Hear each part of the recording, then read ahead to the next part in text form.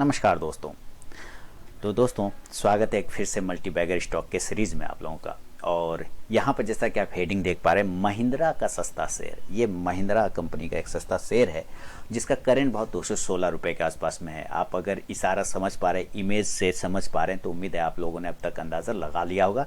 ये स्टॉक मेरे नज़र में बिल्कुल अभी फ्री ऑफ कॉस्ट के जैसा मिल रहा है कि इसका भी कोई वैल्यू नहीं मिला है अभी तक। ये बिल्कुल अंडर वैल्यू परफॉर्मेंस कर रहा है ना। तो इस स्टॉक्स में जैसा कि ये कोरोना काल चल रहा है, कोरोना काल में लॉकडाउन है, पाबंदी है, कभी कभी रिस्ट्रिक्शन हटते हैं, फिर पाबंदी खत्म आ जाती है, ख़त्म हो जाती है, फिर लग जाती है। तो उस हिसाब से अगर हम आगे 6 महीने साल भर के आगे का अगर हम रेशियो लेके चलते हैं तो कहीं ना कहीं ये कोरोना सदैव तो रहने वाला है नहीं।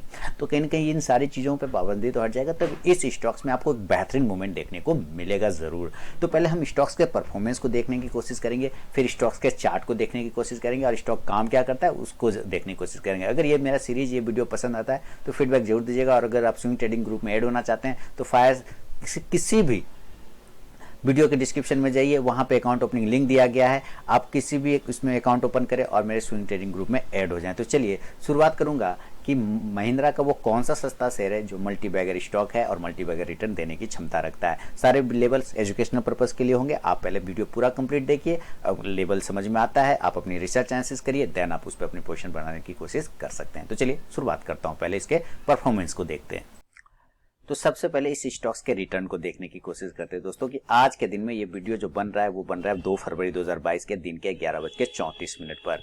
तो आज देखते हैं तो ये स्टॉक 3.5% का लगभग तेजी दिखाता हुआ दिखाई दे रहा है। 3.34% ऊपर है। आप यहाँ पे 1 डे के अगर इसका परफॉर्मेंस देखते हैं तो टाइम भी आप देख रहे हैं 11:18 का ये अपडेशन करके दिखा रहा है। तो 3.5% 3.25% का लगभग तेजी दिखा रहा है ये स्टॉक। ये है एक दिन का आज का परफॉर्मेंस है इस स्टॉक का। करेंट भाव जो चल रहा है 219.45 का इसने हाई लगाया था और आज का लो लगाया 213 का।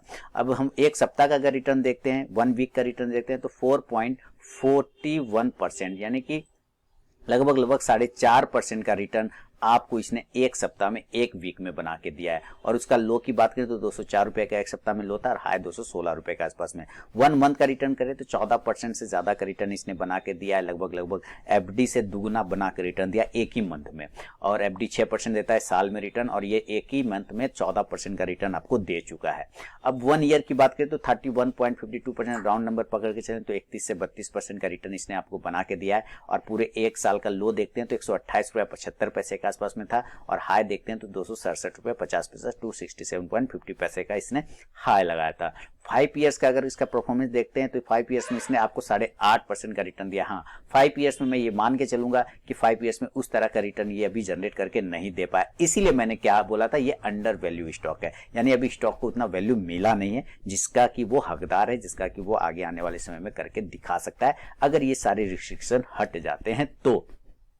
अब इसके आगे अगर हम 5 ईयर्स के बाद अगर आगे बढ़े, मैक्सिमम रिटर्न की बात करें तो मैक्सिमम रिटर्न अभी इसका 48.58, यानी कि 50% का रिटर्न इसने बना के दिया है। ये 2 साल अगर कोरोना के हटा दें तो फिर आप समझेंगे कि ये बहुत ही बेहतरीन जगह पे ये बैठा हुआ था। लो है 81 रुपए के आसपास में लगाया था इसने, लो 81 रुपीज के आसपास में लो लगाया था, जो कि वही कोरोना काल का लो था। और हाई लगाया था इसने 326.65 का इसने हाई लगाया था। तो स्टॉक्स का रिटर्न जो है अगर देखा जाए एक मल्टी बैगर टाइप का, तो स्टॉक्स जरूर आगे आके आपको दिखा सकता है। अभी फिलहाल हम लोग इसके चार्ट को समझेंगे और ये करती क्या है उस बात को समझने की कोशिश करेंगे। तो चलिए, रिटर्न तो आपने देख लिया है, तो अब चलते हैं कि ये किस तरह के स्टॉक्स में किस तरह का परफॉर्मेंस आज के दिन में हो रहा है और क्या हो सकता है आगे आने वाले समय में। चलिए चार्ट पे चलते हैं। तो सबसे पहले दोस्तों जो प्राइस चल रहा है 216.45 जैसा कि आप देख पा रहे हैं, और इसने लो लगाया था इधर ही जनवरी मंथ में ही। अगर इसका लो को हम पकड़ के चलें तो ये मात्र 180 रुपए के भाव पे बहुत ही अच्छी जगह पे आया हुआ था। यही प्राइस इसका बहुत ही अच्छा सपोर्ट है, क्योंकि आप अगर पीछे जाके देखते हैं, हम अब थोड़ा चार्ट की बात कर लेते हैं। कंपनी के परफॉर्मेंस को तो हमने तो देख लिया, अब यहाँ चार्ट की बात कर रहे हैं कि ये प्राइस जो 185 रुपए का था, या ये इसका पहले हर्डल हुआ करता था, पहले एक रजिस्टेंस हुआ करता था। उस रजिस्टेंस को ये ब्रेक नहीं कर पा रहा था, लेकिन जब इसने ब्रेक किया था तो वहां से 185 से इसने देखेंगे तो 265 रुपए तक का इसने हाई मारा, यानी बहुत ही शानदार तरह का रैली दिखाया इसने। इसी क्रम में स्टॉक ने बहुत सारा चीज ऊपर की साइड में भी दिखाया, यहाँ से इसने एक ट्रायंगल बनाया, ट्रायंगल का ब्रेकआउट किया, और बहुत सारे पैटर्न। अब चूंकि इतने वीडियो में आपको बना के देता हूँ पैटर्न वाइज, तो आपको तो पैटर्न समझ में आने लग गया होगा। अब यहाँ पर से भी देखते हैं तो इस जगह पे भी इसने एक ट्रायंगल का ब्रेकआउट करने के साथ साथ एक राउंडिंग बॉटम पैटर्न को भी इसने क्रिएट किया हुआ था नीचे की साइड से। अगर आप यहाँ पे भी देखें तो इसने भी आपको जबरदस्त मूवमेंट दिखा, और यही पैटर्न का जो हाई प्राइस था वो इसका एक सपोर्ट जोन बन चुका था आगे। इस स्टॉक ने अपने आप को बोनस भी एडजस्ट किया हुआ था, यानी डिविडेंड और बोनस देने में ये कंपनी कम नहीं है, बिल्कुल बोनस भी दे रही है और डिविडेंड भी साथ साथ देती जा रही है, बहुत अच्छी बात है। जब स्टॉक्स ने ऊपर हाई लगाया था 265 रुपए के आसपास का हाई लगाया था, तो आप यहां से देखें स्टॉक्स में गिरावट है, और वही प्राइस जो कि इसका इंपॉर्टेंट सपोर्ट जोन हुआ करता था, ये रेजिस्टेंस जोन हुआ करता था, वो आके यहाँ पे कहीं ना कहीं यहाँ पे सपोर्ट लेने का कोशिश किया 2-3 बार, वहीं से इसने जंप लिया। यानी हम ये कह सकते हैं कि ये वाला जो एरिया है हमारा, जो रेजिस्टेंस था वो अब सपोर्ट में बन चुका था, यानी कि 225 से 227 के आसपास का एरिया इसका सपोर्ट जोन में आ गया। अब स्टॉक वहां से नीचे तो गिरा, तो यहाँ जो पीछे वाला हमारा सपोर्ट एरिया था, जो रेजिस्टेंस था, वो सपोर्ट में कन्वर्ट हो गया, यानी 185 से 190 वाला एरिया क्लियर हो गया। 185 से 190, तो स्टॉक्स ने देखिए अपने उसी एरिया को बहुत ही अच्छे से रिस्पेक्ट किया, बहुत ही अच्छे तरीके से अपने आप को होल्ड किया, और स्टॉक यहाँ पर से एक एक्यूमुलेशन एरिया बनाने के बाद वहां से ब्रेकआउट किया। ब्रेकआउट करने के बाद जो अब स्टॉक धीरे धीरे बढ़ रहा है, वो बढ़ता हुआ दिखाई दे रहा है अपने अपर जोन 225 के तरफ में। यानी अगर हम रिसेंटली बात करते हैं, अगर हमें स्टॉक इसी तरह से अपने कंसोलिडेशन एरिया को फेस करता हुआ धीरे धीरे अपसाइड में चलता रहा, तो आप देखेंगे इस जगह पे भी स्टॉक्स ने अपने आप को कई दफा होल्ड किया था, है ना, यहाँ पर, और ये दिसंबर मंथ में ठीक उसी जगह पर ये आ चुका है। यानी अब ये इस जगह पर आ गया जहां पे ये डिस्ट्रीब्यूशन एरिया में था। देखिए this is distribution area, this is accumulation area, वापस ये डिस्ट्रीब्यूशन एरिया में चला गया। यहाँ से डिस्ट्रीब्यूट किया तो नीचे आ गया, यहाँ से एक्यूमुलेट किया तो ऊपर चला गया। अब ये डिस्ट्रीब्यूशन एरिया के पास में ये फंस चुका है। हमें इस डिस्ट्रीब्यूशन एरिया के पास में इस स्टॉक्स में नजर रखना होगा। यानी कि अगर आप देखें, अगर रिस्ट्रिक्शन वगैरह हट जाते हैं, कोरोना काल का सारा चीजें, तो इस स्टॉक्स में इस डिस्ट्रीब्यूशन एरिया को भी ब्रेक करके ऊपर जाने की क्षमता है। लेकिन कब? जब वो 225 रुपए के ऊपर सस्टेन करेगा, 225, चूंकि ये हमारा बड़ा वाला रेजिस्टेंस एरिया है ना, 225 से 230 के ऊपर अगर ये सस्टेन करना स्टार्ट कर गया, तब ये आपको एक ब्रेकआउट होता हुआ दिख सकता है एक इस स्टॉक में। देखिए 225 से 230 के ऊपर, मेरे ख्याल से